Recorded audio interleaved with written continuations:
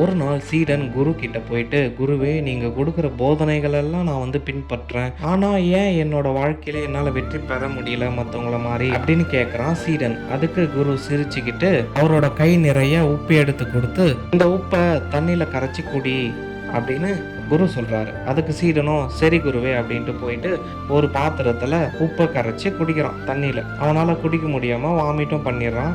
நேரா குரு கிட்ட வந்து, குருவே நீங்க சொன்ன மாதிரி நான் குடிச்சேன், ஆனா எனக்கு வாமிட் வந்துச்சு அப்படின்னு சொல்றான். நீ எதுல குடிச்ச அப்படின்னு கேட்டதுக்கு, நான் ஒரு பாத்திரத்துல போட்டு குடிச்சேன் அப்படின்னு சொல்றான் அந்த சீடன். அதுக்கு குரு சொல்றாரு, இப்ப போயிட்டு நதியில இருக்கிற தண்ணியில போயிட்டு கரைச்சு குடிச்சு பாரு அப்படின்ட்டு. இவனும் போய் கரைச்சிட்டு குடிக்கிறான். இப்ப அவனுக்கு அந்த துவர்ப்பு டேஸ்ட் தெரியல. இப்ப நேரா குரு கிட்ட வந்து சொல்றான். அந்த குரு சொல்றாரு, நான் உனக்கு உப்பு மட்டும் தான் கொடுத்தேன், ஆனா நீ தேர்ந்தெடுத்த இடம் வந்து ஒரு சாதாரண பாத்திரம். இதே போலதான் நான் உனக்கு கொடுக்குற போதனைகள்லாம் ஒரு சின்ன பாத்திரத்துல போய் கரைச்சு குடிக்காம ஒரு பெரிய நதியில போட்டு கரைச்சு குடி. உன்னோட லைஃப்ல நீ கண்டிப்பா வெற்றி பெறுவ அப்படின்னு சொன்னாரு.